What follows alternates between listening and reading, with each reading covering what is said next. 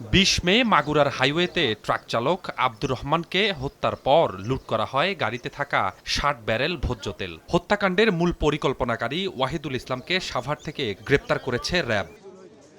সংস্থাটি জানায়, অভিযুক্ত ওয়াহিদুল নিজেও ট্রাক ড্রাইভার। ঘটনার দিন বিপদে পড়েছে কথা বলে সহযোগিতা চেয়ে ট্রাকে ওঠে। পদ্মা সেতু পার হওয়ার পর ফরিদপুরের ভাঙা এলাকা থেকে তার সহযোগী হিটলার সহ আরও একজনকে তুলে নেয় সে। তারা ভোজ্য তেল লুটের চেষ্টা করলে বাধা দেয় চালককে শ্বাসরোধ করে গলা কেটে হত্যার পর গাড়িতেই লাশ ফেলে যায় তারা। মাগুরা সদরে নিয়ে তারা একটা দোকানে এই সবগুলো ব্যারেল আনলোড করেছে।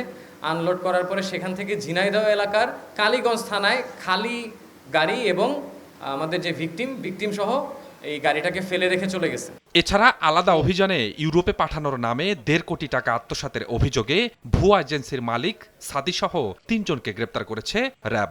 আসামির কাছ থেকে শোনা তথ্য মোতাবেক সোফার তারা ৬৫ জনের কাছ থেকে টাকা পয়সা নিয়েছে। Per head as I have said ১৪ থেকে ১৫ লক্ষ টাকা কিন্তু তারা নেয় বিফোর হ্যান্ড।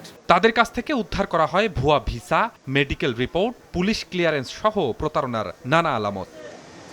স্বপন আহমেদ, সময় সংবাদ, ঢাকা।